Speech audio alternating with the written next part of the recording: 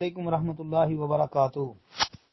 محترم بھائی نے جی یہ ایک پوسٹ سینڈ کیا ہے وسیلہ جی، جس میں وہ عمر بن خطاب رضی اللہ تعالی عنہ والی روایت ہے کہ آدم علیہ الصلوۃ والسلام نے جب غلطی کی تو پھر آدم علیہ الصلوۃ والسلام نے جو ہے وہ عرش کے اوپر کلمہ لکھا، دیکھا لا الہ الا اللہ محمد رسول اللہ، تو آدم علیہ الصلوۃ والسلام نے پھر اللہ تعالیٰ سے محمد علیہ الصلوۃ والسلام کے وسیلے سے جی معافی مانگی۔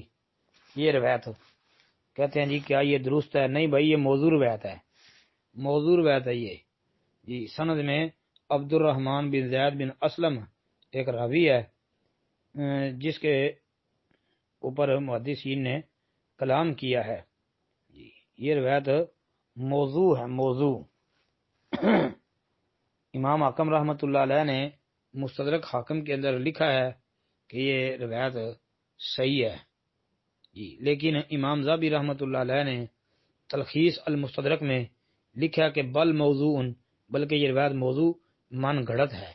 پھر اس کے ساتھ یہ بات بھی یاد رکھیں کہ امام حاکم رحمۃ اللہ علیہ خود عبد الرحمن بن زید بن اسلم کے اوپر جی جرح بھی کرتے ہیں، تو لہذا یہ روایت بھائی موضوع ہے۔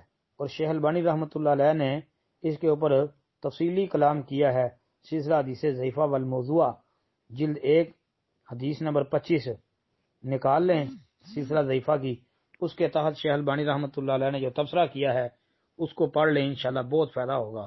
اسی طرح جو ہے امام بہقی رحمۃ اللہ علیہ نے جی دلائل النبوہ جلد نمبر 5 صفحہ نمبر 499 جی اس پر اس روایت کو نقل بھی کیا ہے اور پھر اس کے اوپر کلام بھی کیا ہے کہ عبد الرحمن بن زید بن اسلم ضعیف ہے جی۔ امام بہقی نے بھی اس روایت کے ضعیف ہونے کی طرف اشارہ کر دیا ہے، لہذا یہ بھائی ثابت نہیں ہے جی۔